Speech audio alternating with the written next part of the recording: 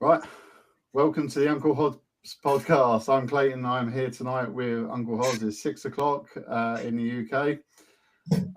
Yeah, good to see you again. And you, my brother. So, what we're trying to do, people, is that we are trying to bring you the news as we see it between me and Clayton and other people who will hopefully will be our guests in the future. I've got David Powell, who is a member of, or is not a member of anything. He's actually the leading researcher, and I call people who do that kind of research scientists on what is happening with the free ports. And he's joining us on Thursday, and hopefully David will be able to join us every Thursday, because these free port situations, and I'm not going to go into it now, but Thursday you are going to go into it with David, and he will be able to bring us up to date with what is the latest thing that's happening with it. And I want people to pay attention to what he's saying in there. But anyway, we've got a lot of things to talk about today. I think we're going to start with Romania. And what I'm going to do with you guys, if you don't mind, is I'm going to share a screen with you, if you don't mind. Let me just quickly open that up. So,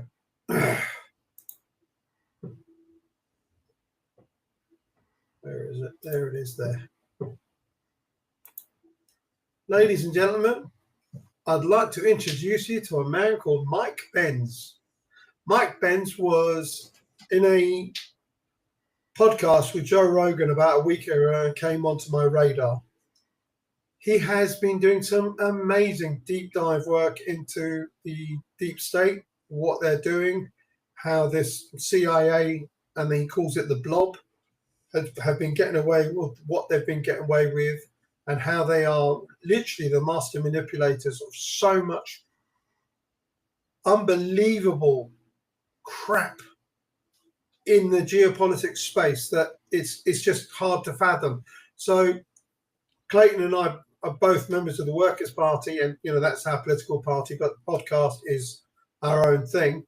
And what we're doing with the party is hopefully bringing people in later on. But some of the subject matters are really important to me and him. And one of them is something that George Galloway spoke about yesterday, which is a deficit in democracy and a problem with maybe Keir Starmer deciding that he's going to stop the local elections in May 2025 and not only stop them, but like reschedule them, put them somewhere else, as in like they're going to change the way that certain councils are, create new councils, and they're using that as an excuse to delay the elections in May, because he's had the worst possible start of any prime minister in the history of time.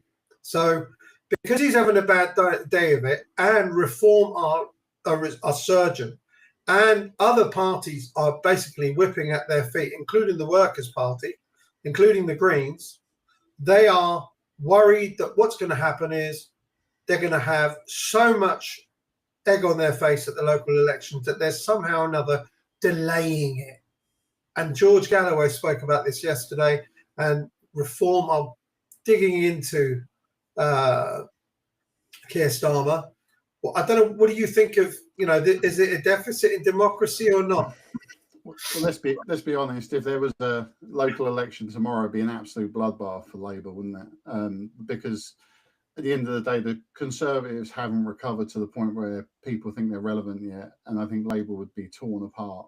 And I think it really upsets the whole ecosystem for the powerful, because they just want us all to vote Labour or Conservatives, when people like Reform and like us are really the actual option. Like, so if you want to vote right, you vote for Reform, and if you want to vote left, you vote for people like us, because we're, even though I'm no fan of Reform, they're certainly not part of the status quo like the Conservative Party are. And look, Labour, I think anybody who thought that a Labour Party, a real left-leaning Labour Party would come in, is now fully aware that we just have another globalist party in charge who are doing the same thing, but worse. And I always said, look, sometimes I've been, at this last election, in some ways, I'd have preferred the Conservatives to be in, because at least we can hold them to account. The left doesn't hold the Labour Party to account, and so that this, if they can move the elections, they will, because it's going to be an absolute embarrassment for them.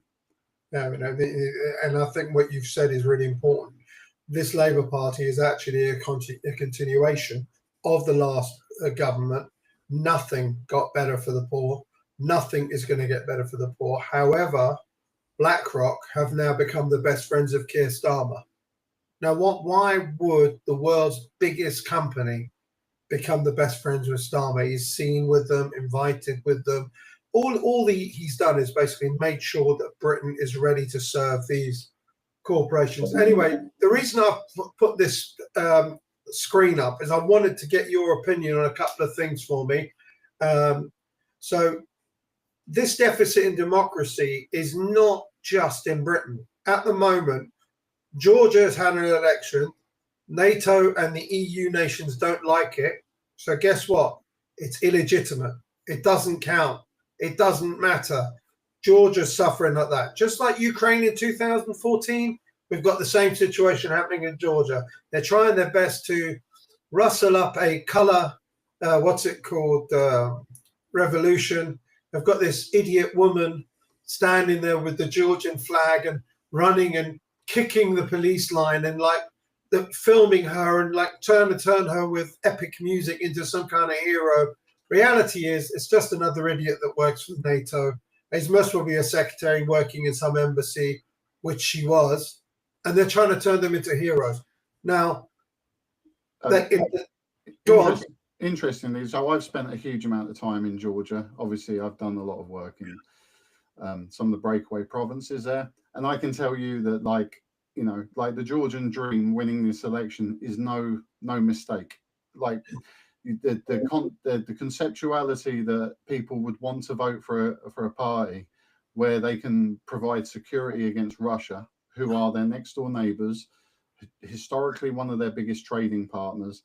And as much as they're trying to whip things up, NATO deserted them in 2008. They whipped them into kicking Saakashvili off on this trip where he started bombing other regions of the country. And then NATO washed their hands of them because they wanted to see what the Russians would do. The average Georgian person, although there's still a lot of people there who are extremely against Russia, the average Georgian person just wants to trade in peace with Russia, get on with Russia. The Georgian dream getting in is no surprise, but obviously it goes against what they want. So they really don't like the fact that the average Georgian person is like, look, what have you done for me lately, NATO? Yeah. Not only that, I looked at a map. I'm going to do a quick Google Maps. I'm going to change this over so people can see it, yeah? This is Georgia, yeah? That's Georgia there. The nearest European country is 500 miles away.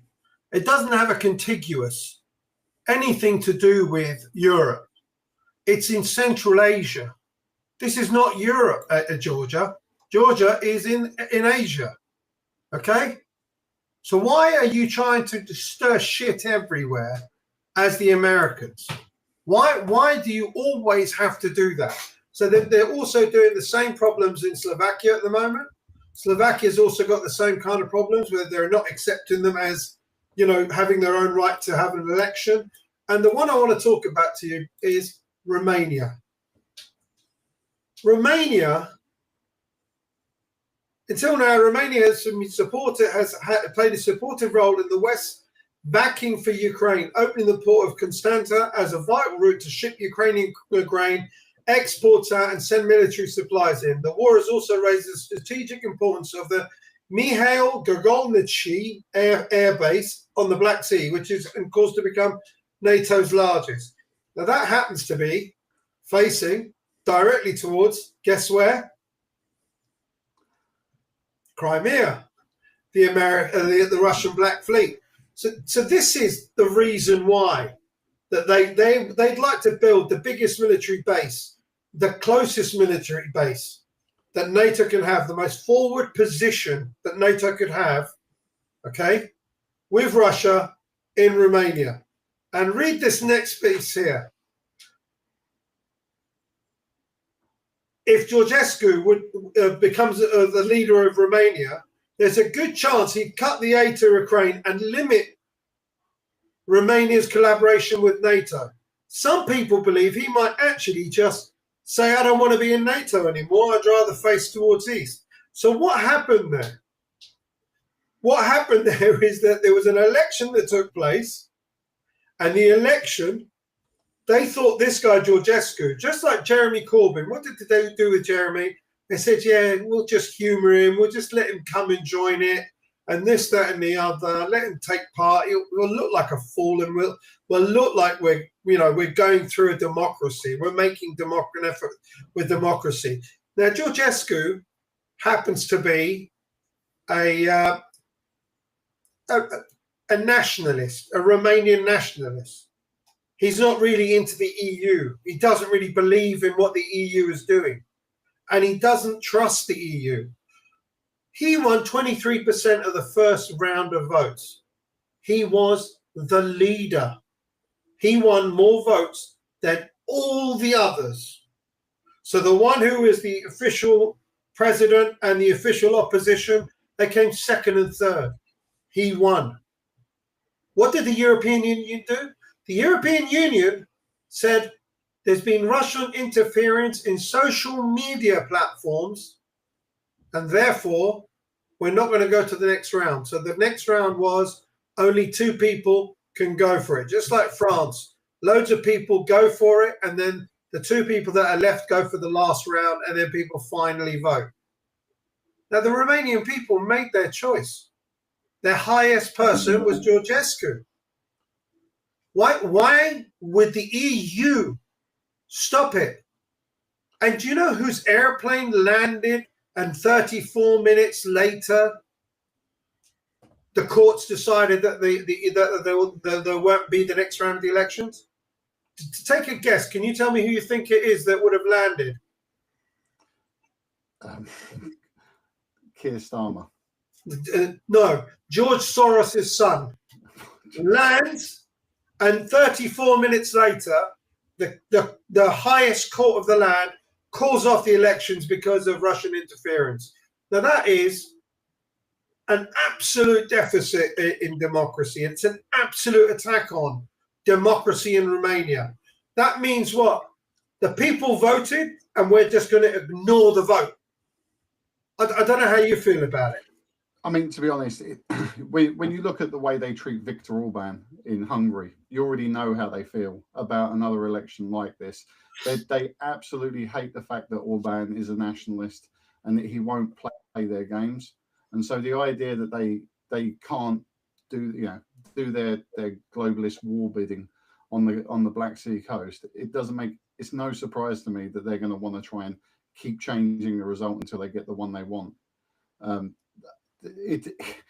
Look, they don't believe in national sovereignty. They don't believe in the power of people's actual wishes. The average Romanian, they still have a shared history with Russia. They don't hate Russia. I mean, look, it's like anywhere. If you went out looking, you'd find some people who hate Russia. But the average person, they just want to live in peace. They want to live in prosperity.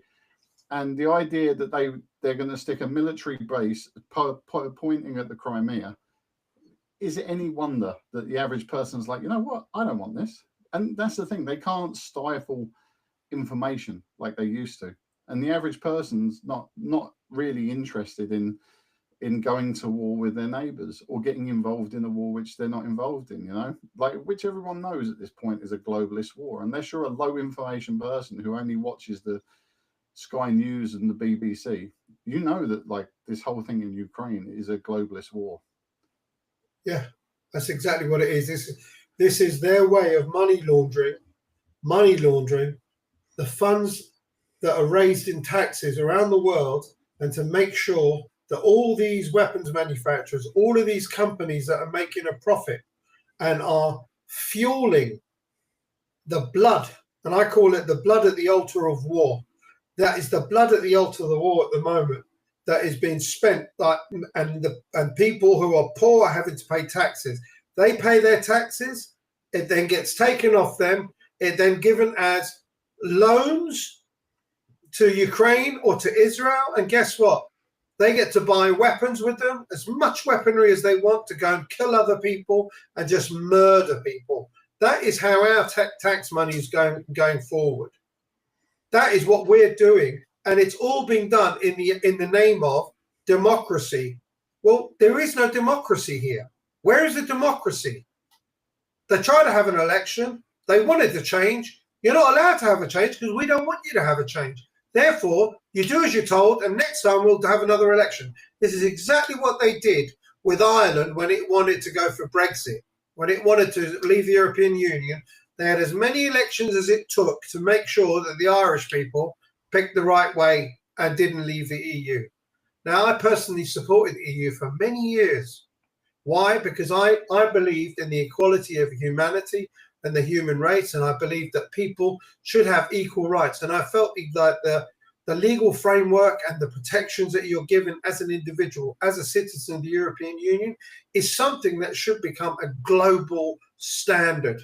It should be something that could, potentially give protection to everyone. You live in a democracy. You get to vote. You get looked after by the state, and you are part of a big economic organization that can trade with the rest of the world.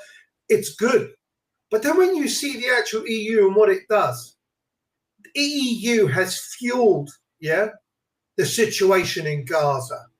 They have given political cover to Israel. They've given political cover to genocide. They have become accomplices in genocide.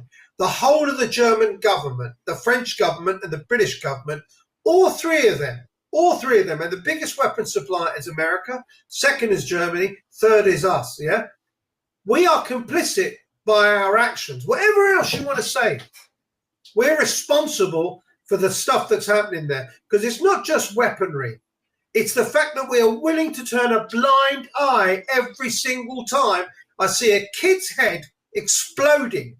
I see a kid's head missing, mangled, with a father holding two kids in his hands and screaming from the bottom of his soul about this, and nothing is being done. Every day I sit there and I watch it.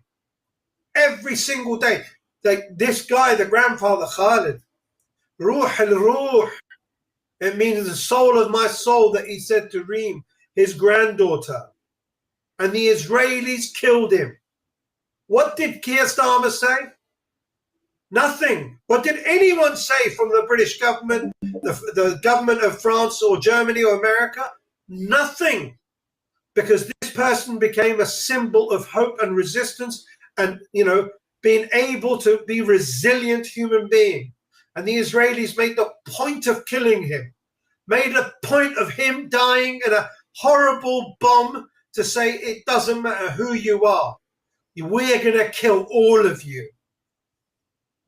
And when you, as the British government, choose to do nothing, when you sit there on the sidelines and don't say a word in admonishment to these people, then you are responsible. You are 100% responsible. I'm sorry I've gone on a bit of a rant there, but it just plays to the colonial mindset that still exists today, to be honest. It's the othering of people. At the end of the day, when you hear the outcry with the October attacks by Hamas on Israel, and like the screaming of like murder and that sort of stuff. Yeah, 40 beheaded babies. Yeah, 40 beheaded babies. Yeah, and they were screaming about, absolutely screaming. Oh, this is disgusting. This is horrific, and yet we've seen the most brutal, horrific murders, and they keep quiet. There's no. We stand with, like, even if you just said, look, we stand with people not being murdered. That's all you need to say. We don't want murder on either side. That's enough, but they don't. It's about, well, they have a right to defend themselves. I mean, what does that even mean at this point when you've absolutely obliterated an entire piece of land where it's now impossible to live? Like, at what point do you actually say, well, like, you just don't care about certain types of people? When does your right to defend stop? Yeah. But again, we already know it's not about a right to defend, because how many people were killed in the year leading up? It's not really about the right to defend. It's not. We already know about their thoughts on territorial integrity. It's only important when it suits us. I mean, territorial integrity only matters when it's Ukraine. It doesn't matter when it's Syria. It doesn't matter when it's Serbia. It doesn't matter when it's anyone else who want them to expand their territory into other countries. They don't care about, the UN Charter, which says we have a right to self-determination.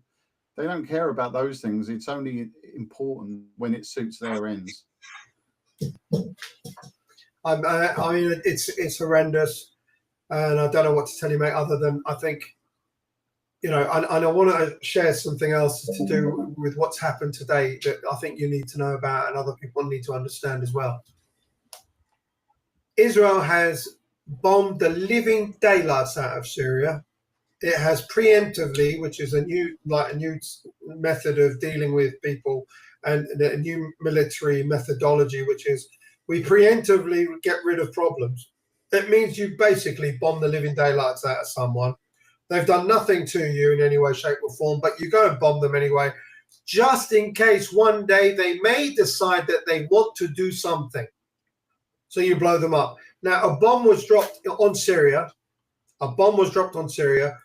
That had a 3.5 Richter scale recording for an earthquake. Now, can you imagine the size of TNT you've got to drop to turn that into a Richter scale earthquake level? That's what they've done to Syria. And they're not at war with Syria. Not only are they not at war with Syria, HTS, the ISIS group of turds and whatever else, have just had a meeting with our Foreign Office. Our Foreign Office has met these people. And they are wanted criminals. They're a prescribed, terrorist organization. Their leader's got £10 million on his head. And yet today, our Foreign Office staff went over there and met with the guy that the £10 million is being offered by the United States of America for. And guess what? This is the best part. All of those people that are sitting there and telling us about, as soon as these guys, get on their feet, they're going to, start resisting what Israel is doing. The guy, Jelani, turned around and said today, we have no intention of doing anything to Israel. Nothing. But it's because they know what side their bread's buttered. If they go along with what Israel and what the US want, they've pretty much got free hand to do whatever they want to their own people internally. I mean, that these people aren't ideological about keeping their borders safe, but they're ideological about their own horrific jihad within their own country. To be honest, I mean, I have no.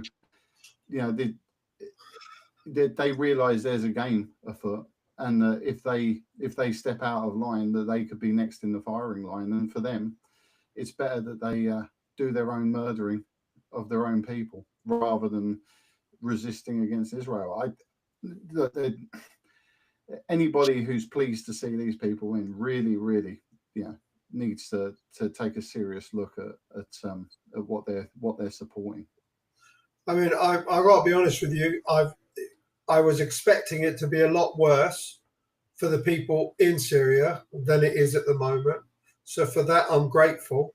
They're not actually going around beheading absolutely everyone. So that is something that I am thankful to in the world that I live in, that I don't have to see beheaded people like our Paul. Do you remember Paul, who got beheaded by British terrorists who were in Syria, and they beheaded him, and he was an aid worker that was there to help the side of the Syrian the Syrian rebels, call them what you will. And he was out there trying to help them, and they ended up getting hold of him and cutting his head off. But I'm glad I'm not seeing that. I'm grateful that I'm not seeing that, and I hope it stays that way. But what winds me up more than anything else is the fact that, and I need to share something else here, mate. 1 second. let me just put it up here, and I'll share my screen again. So I want people to understand that at the moment, Turkey has started moving, has taken over, first of all, the what's it called, Aleppo, okay?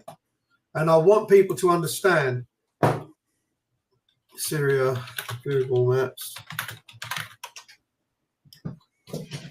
I want people to understand how much of Syria is actually under the control of the what's it called, the actual Syrian army, this new Syrian government.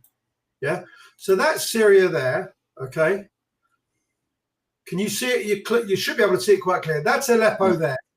Okay, now this is a place called Idlib. All right, that is the border between there and Aleppo. Is all being taken over by Turkey. We've heard that there are troops moving from Aleppo into Idlib. So that means this whole part of Syria looks like it's about to get taken over by Turkey. Now, everything east of this river here, which is the Euphrates, all the way up to here is already under Kurdish control. So that's the Kurdish area there. All right. The Americans are somewhere around here. Okay. This is the Turkish part here. Right. And today, the Israelis have come out of the Golan Height and gone into this area, Dara. And they've gone to a place called Yarmouk. They have basically invaded southern Syria with tanks. Southern Syria is now basically under invasion by these people, by the Israelis. And I just want people to understand the Yarmouk River. There are tanks rolling into that. Israeli forces now control the Yarmouk River and the Al-Wahda Dam in southern Syria. So that is, they're just taking over. Now, the territorial integrity of the Syrian Arab Republic is disappearing by the day. So you've got the northeast taken over by the Kurds. The Turks have taken over the central northern parts of it. The south right now is being taken over by the Israelis. I mean, it's obvious from this map that they have literally are going along the coastline or the border of Jordan, and they're taking over land that does not belong to them in any way, and they're not going there with anything other than tanks. So they're not going there for and you say to yourself, why is this allowed to happen? Well, it's because the people who've taken over the country, who have taken over and become the new government, don't mind this happening. They don't have a problem with that. Look at this map here. That is the area. That means they've taken everything from Yarmouk River down. That is a huge area. Syria is about to lose the whole of its south. It means there'll be, it's just, what is going to be left of Syria? I just don't get it. What is Syria going to be? It's going to be this part here, all underneath southern Damascus, as Saudia is going to become Israeli. But obviously it's going to be called Druze because, the Druze are a country of their own, even though they're a tribal group of people that live in Lebanon and live here and live in the mountains and whatever else. But suddenly they're going to now get their own country because of Israel. And I don't know. I just feel like the Turks are not going to stop at Idlib. I think they're going to come all the way down. And I know that Syria's lost this part. And the richest part of this area is this area here, Latakia, Tartus, which has got the mountains and the rivers and everything else. And basically, what is going to be left to the Sunni Arabs? What's going to be left to these people who are all happy? A whole load of desert. A whole load of desert is what Syria is going to keep for itself. All the best bits have been taken over. I don't know how you feel, but my head explodes with what they're doing. But this is their modus operandi anyway, isn't it? I mean, if you look at what happened in Libya, like they just basically they're asset stripping a country, remove the leader, asset strip the country, and if you've got some friends who want to take over some bits, then there we go. I mean, again, look, Syria, it's a naturally wealthy country. And it's somewhere which has been driven to this point of like falling to pieces, and now that there's people been put in who aren't strong. They're not, they're sort of opportunists. Then people there are literally they're just open to the elements now of people taking them over. So I just see this as just how the globalist agenda works. I don't see this as any different to the way that Iraq has been torn apart, or the way Libya was asset stripped. This is just how they operate. I'm not going to agree with you and say it's a globalist only thing. I think this is a Greater Israel project, and the Greater Israel project is the one that has had the biggest contribution to the takeover of these areas. But let's be fair, Israel are a massive part of this globalist agenda, so it's kind of synonymous, really. Yeah. But you know what it's like if you say that, I'll have people telling me I'm an anti-Semite. So, but it's not anti-Semitic. I know it's not. Listen, like yesterday, I saw some of Tucker Carlson's show with Jeff Sachs, who's, for me, it's like I've always had Noam Chomsky right at the top of the brains of the world and whatever else. This guy, Jeffrey Sachs, is now there for me. He is literally the top of the food chain when it comes to these things. Obviously, Professor Norman Finkelstein, all of those people have got their own, what's it called as well for me. They're important people. But Jeffrey Sachs yesterday turned around and in a podcast, just put it out straight. He goes, the United States of America has been fully captured by Israel. And he's turned around and said, we've had a 30-year campaign of Netanyahu wanting to see countries destroyed around them. And his attitude is, we want to take over the whole of Israel and the whole of Palestine and turn it into a Greater Israel. Anyone that is supporting the Palestinian people, must be destroyed by war.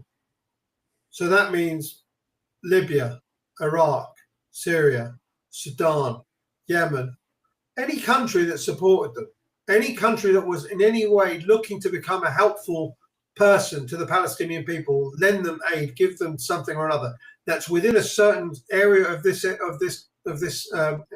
old Palestine, New Israel, is a target.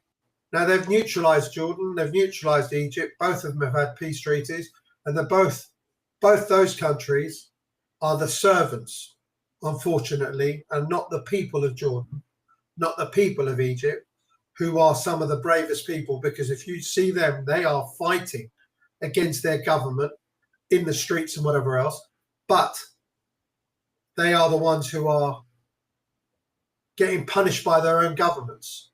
They're getting punished by their own governments they're not allowed to go out on the street. They're not allowed to say anything on the streets in Egypt. If they do, they get arrested. If they say anything on the streets of Amman, they get in trouble. So those two countries, their leadership has sold out. But those other countries, Lebanon, Syria, none of these countries sold out. And now Syria has gone. And it's gone the way of, Libya, as you say. And I hope it doesn't become another Libya, because Libya, unfortunately, is a complete and utter failed state that had the temerity to want to break away from the US dollar, as well as, have prosperity for its people without the acts of America over its head.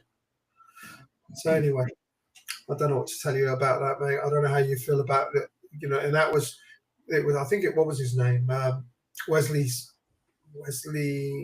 he was an American general that in 2003 went to the Pentagon, and the Pentagon turned around and they had papers that said we're going to attack 7 countries in 5 years.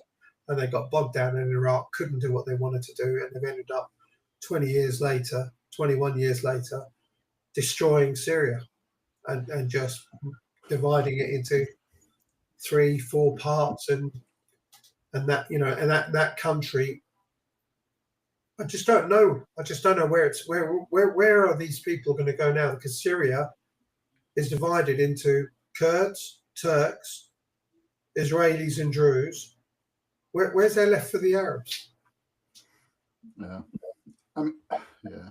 But and again, I find it interesting as well that they've pushed this through, like in the lame duck area of the presidency.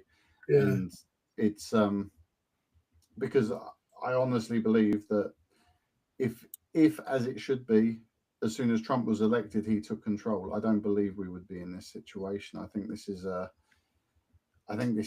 an absolute travesty that they're upping the ante on all this stuff. I mean, you know, you look at like, it's so true. That is so true.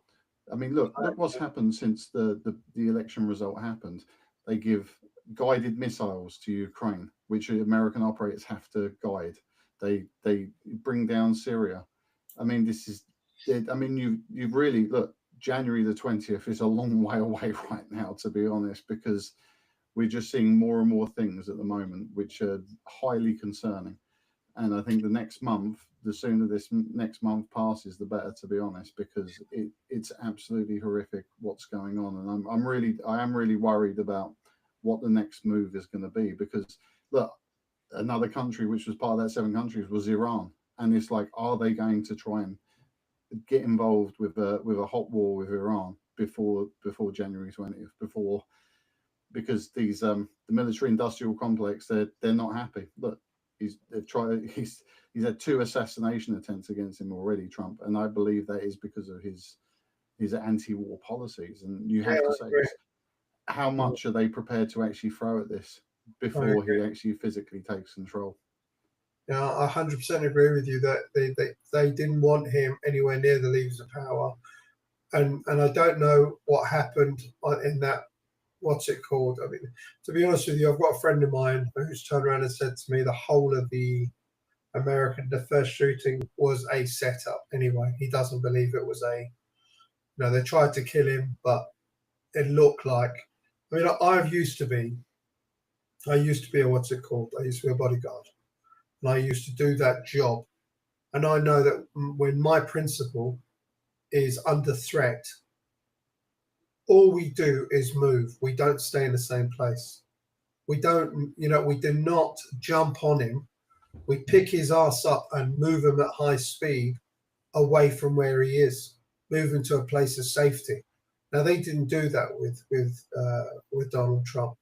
And so it was a bit suspect. But the one that took place in Mar-a-Lago, that was definitely 100% a situation where the guy wanted to kill him because he was someone that hated Donald Trump, and he is part of the Ukraine crew, and he was saved by the guy being caught.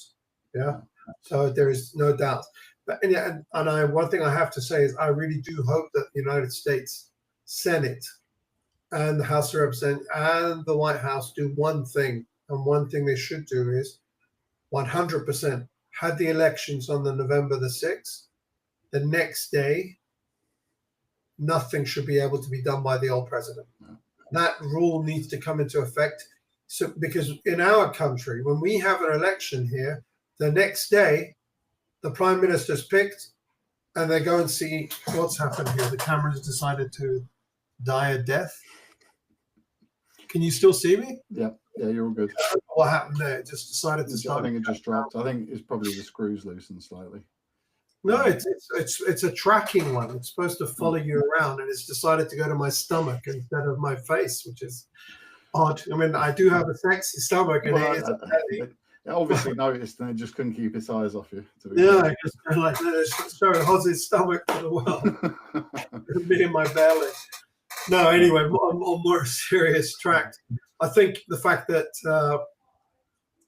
in the last 4 weeks since November 6th, and it's now 6 weeks actually because it's 17, more change has happened, more kinetic energy has gone into destruction of places than in the last, I don't know, how many months of destruction and chaos around the whole of the two spheres. I mean, the amount of damage they've done to the Syrian Air Force and the Syrian defenses and everything else. You know, no one thought that could happen in 3 days or 4 days, but the Israelis did it. They did it. They have won everything they've put their hands to, other than Lebanon, where they ended up not being able to take a square meter of land. And you know, their special forces got their asses handed to them as well, which I thoroughly enjoyed. So you know, it is what it is. I don't know. It's a weird thing, isn't it? And I think, look, this lame duck period is showing, I think, just how destructive a lame duck period actually can be if you've got bad forces at work or bad actors at work. And you know, that Biden pardoning his son for things that he may have done in since 2014 when he became part of Burisma. I mean, this is just how crazy this whole period has been. And like, look, he's just got to, like I say, like my fear is as well is that it's going to turn hot with Iran, because it's hard to see that in the next month that this is a real golden opportunity for Israel, where they're acting with complete impunity, that they're not going to try and take the fullest advantage going, to be honest. Yeah. So anyone who doesn't know Mike Benz, you need to follow this guy. His name is Mike Benz Cyber. And I'm going to share one more thing of his, if I may. And as I said, this guy is an absolute legend. And for me, I think there's no one that I would say is, let me just see. Here he is there again. So check this out. This is talking about, where is it? Look at this. So this tweet is: the Biden administration paid Reuters over $300 million in government contracts. Yeah, $300 million in government contracts. 11 different Biden government agencies targeted Elon's business. All 11 agencies paid millions to Reuters. Reuters then won the Pulitzer Prize for their work on Elon Musk's misconduct at his businesses. This is what these people are like. This is like, literally, they buy the what's it called? They buy everything, and this is the Biden government that's doing it. So the stuff that Burisma, all of this stuff, it's his son that was doing all of this stuff. This Biden administration is just nothing but pure evil. They have destroyed Ukraine with what they've done so far. They've cost 1 million people's lives in the Ukraine. And it's all about money laundering, nothing but money laundering. So I don't know. So, guys, you need to follow Mike Benz. Is all I want to say about that. I'm going to wrap up a bit earlier today. I thought we were going to be able to go on for an hour, but I'm running out of things to say. And I don't want to sit here and waffle shit at people, because I know people don't want to listen to waffle crap. I just want to finally finish up on Keir Starmer. And if you think, Keir, that you are going to be able to get away with changing the way things are done in our country, if you think that you can just take our what's it called, democracy, and use it willy-nilly as you see fit, yeah, don't think that's going to be accepted by us as the British citizens. Just accept the fact that you failed at the start of your, what's it called, 5-year period. You failed in the first 6 months. Try and do better, but don't mess with our democracy. Do not mess with our elections. If the people want to vote for reform, Workers' Parties, Green, or anyone other than you and the Tories, who are useless, then let them have that vote. Council elections are not the biggest thing in the world and don't change what happens in the Houses of Parliament. You should not be interfering and making people lose faith in democracy. You know, we're going to become a banana republic and a tin pot, country if you decide to press certain buttons to change things that don't need to be changed. Don't do that, Keir. This is not the time for that. Okay, the time is to accept responsibilities for your failure as a leader, Accept responsibility for your failures on the foreign front, where you've turned around and given £3 billion in perpetuity to the Ukrainians, and then by the same breath decided to take £900 million from old people in our country who are going to basically not have the winter fuel allowance because you've decided to give money away to other people outside the country. You've got to think of our country first. And if you're not willing to do that, then you need to suffer the consequences of your inadequacy as a leader, as a political leader, and also as a leader of this government, which is the most corrupt things that I've seen, because you're sitting there literally with BlackRock trying to make deals to make yourself money. And we're not going to see that money. Big corporations that don't pay taxes are going to make that money. The country's not going to make money. It's funny because, like, when he first came in, like after winning the election, he already showed his autocratic nature. When the first Parliament vote and good people like Rebecca Long Bailey voted against him and other people of her ilk, he immediately removed the whip and said, the whip is removed for 6 months. And the rest of the people involved running scared. Look, I debated against the guy who won at Peterborough, the Labour politician there. And when I spoke to him, I said, look, there's so much wrong with what you're doing. You're wrong on Israel. You're wrong on Ukraine. The Labour Party is broken beyond belief. And he said, look, we're fighting from the inside. And look, he's too scared now to fight from the inside. And it's the same old thing. The autocratic nature of Keir Starmer has been unleashed, and the people who have been put in those positions are too scared now to actually do what's right, do what their people voted them to do. Because I tell you what, you walk out and you talk to the Labour voters, are they happy with what his stance is on things like Israel?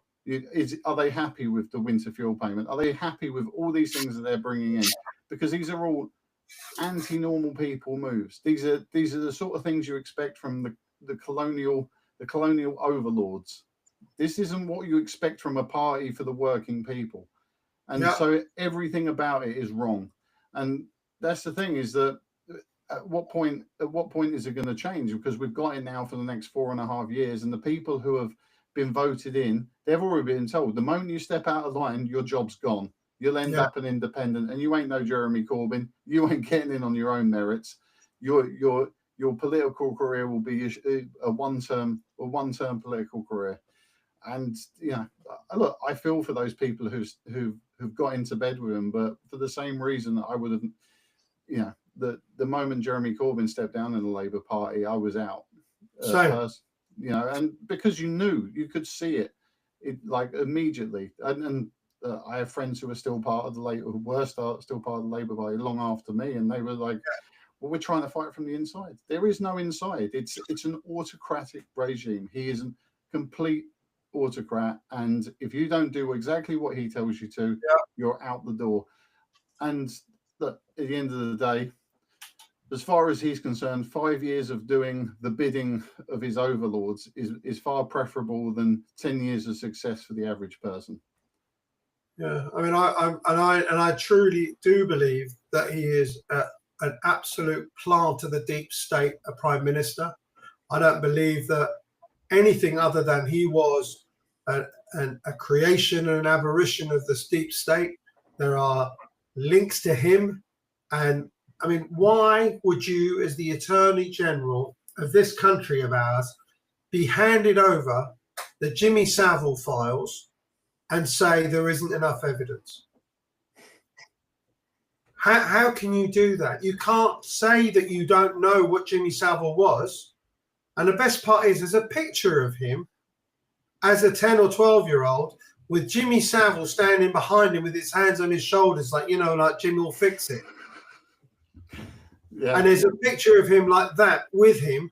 So I really don't know what the situation is with him and Jimmy will fix it. And he didn't do the right thing when it was his time, but he did do the right thing for certain groups of people. The groups of people he did the favor for are the deep state players, are the people who are involved in paedophilia, who are involved in child molestation, abuse, and whatever else has happened. Okay? There are politicians like that fat piece of shit in Rochdale, Cyril Smith. They got away with it. They got away with it while they were alive. Every single one of those people should have been prosecuted. But the deep state, the people who are the British establishment, did not want that information to come out because they were worried that it would unravel all of the people who are already involved in that same kind of horrible behavior towards children. Now, there is a reason for this. The reason that these people do whatever people tell them to do is because they've got this on them.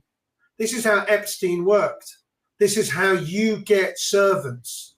You catch them at it, and then you know you've got them. And then you sit there and say to yourself, how is it possible for someone to watch what I see and not turn around and call it a genocide? How can you sit there and watch the level of destruction and be so cold-hearted?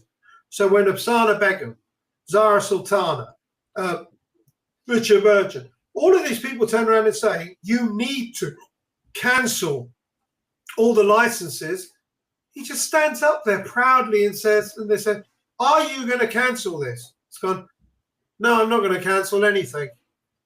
How have you got the gall to say things like that, Keir Starmer? I don't know. And look, for me, it's like, and every Labour Party politician who's walked in the door with him and not stood up with him needs to refine their soul, in my opinion. Because do you know what? Like any true leftist or working class champion like we are, there is no way on earth I would be standing there and allowing, somebody like Keir Starmer to be telling me what I can and can't think, and not knowing what the people who elected me believe as well. I mean, it's truly abhorrent, to be honest, the situation we've got into in this country with these parties. And look, this is something I never believed, but until like the last few years under Starmer, I feel I'm closer to the Conservatives than I am to Labour. I mean, that is just how bad things have got. Somebody who is as strongly on the left as I am, and people would have classed me as being far left for years, that suddenly has got more in common with, let's say, your natural sworn enemies than the people who are supposed to be championing your ideals. And this is the horrific situation we're in.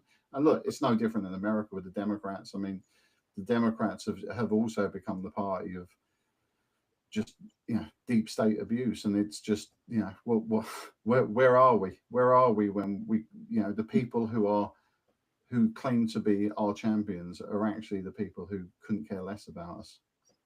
Yeah, you're right. And the thing about the Labour Party is, and what I've said in other places, in other speeches, in other situations, is since Margaret Thatcher, and bear in mind she had a whole bunch of paedophiles in her government, and the ones before her, we've not had any difference in the politics of our country.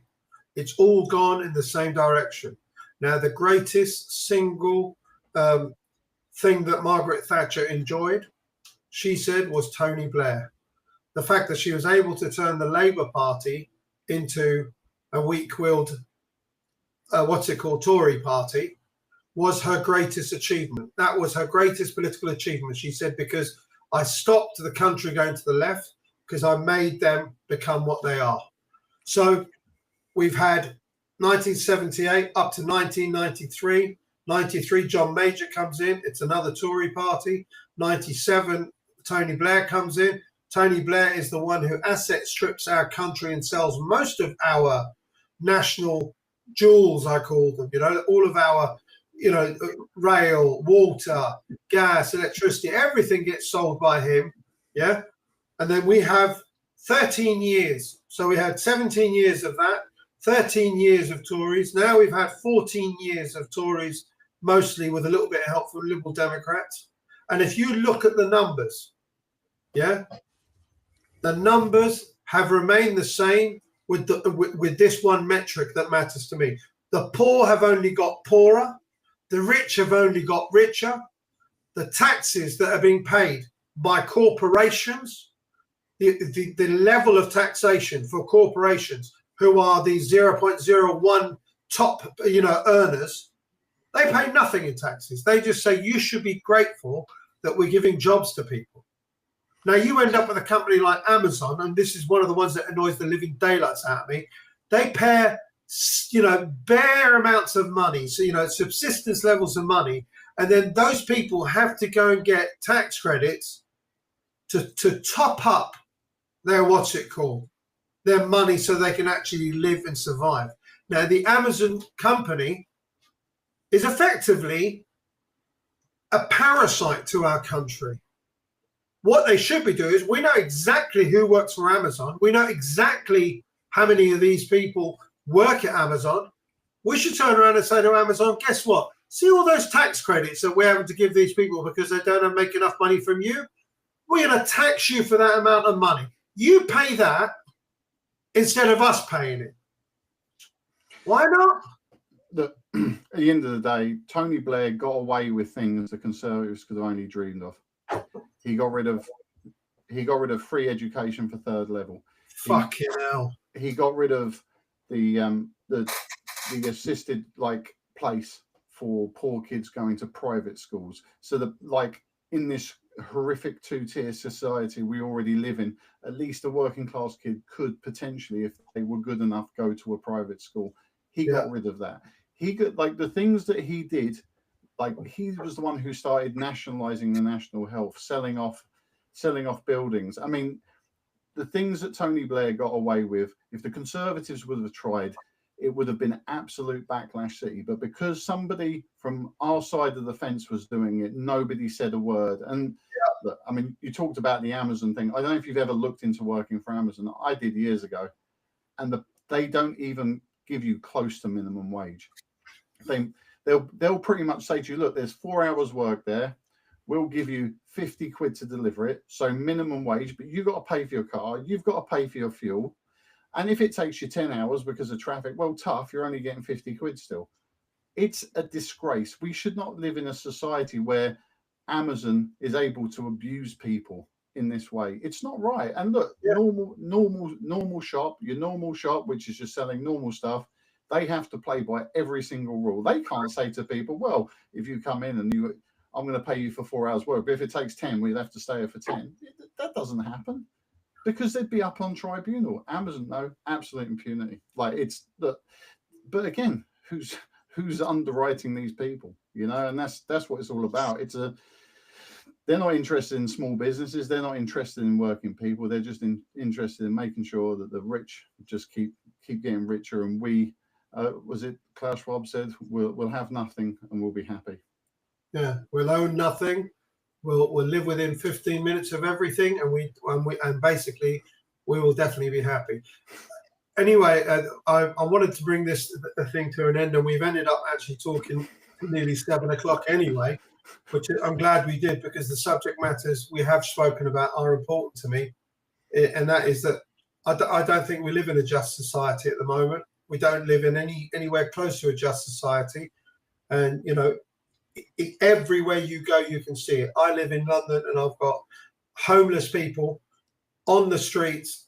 They've got this little side, what's it called, mattress underneath a part of Waitrose where they're not in the rain, and they've been allowed to stay there. And I am so happy that they're allowed to stay there, so they're not sitting there in the rain. Some people don't like them there, but I don't mind them. In fact, I feel sorry for them, and I always try and help out as much as I can. So when I see these people, I ask them, do you want a sandwich? Do you want this, that, and the other? Why should I have to do that? Because the state should look after these people, and they don't. And it's a wind-up. But this happens at the same time in London, while we've got blocks of flats which have just been built in Stratford, which have all been sold to Far Eastern investors who have just locked the door and they're empty. We've got entire blocks of flats which are empty, luxury apartments, and we've got our own people who've been moved out of council places in London to see these get built, who are now homeless or having to live in places which are outside of their own community. What I'm going to do is, tomorrow's show, I'm going to invite someone called Aaron Maffey, who's one of our Workers' Party candidates, and he stood for us. and he is actually championing exactly that same problem. So hopefully, if he's free, he can join us for some of this call, and we can talk to him and see what he's got to say about that. And there's a lot of work being done by a lot of good people about that very same subject. Right, it's 7 o'clock. It's time to say goodbye. I want to say thank you to everyone who has been watching us across all the various channels. So we went out on X, YouTube, Rumble, Twitch, and Facebook at the same time. So that's 5 platforms, 5 places, and hopefully we'll be able to get TikTok online tomorrow as well. I'll leave it with you. Thanks a million. Thanks a million. All right, guys. Thank you very much. Take care. Bye-bye.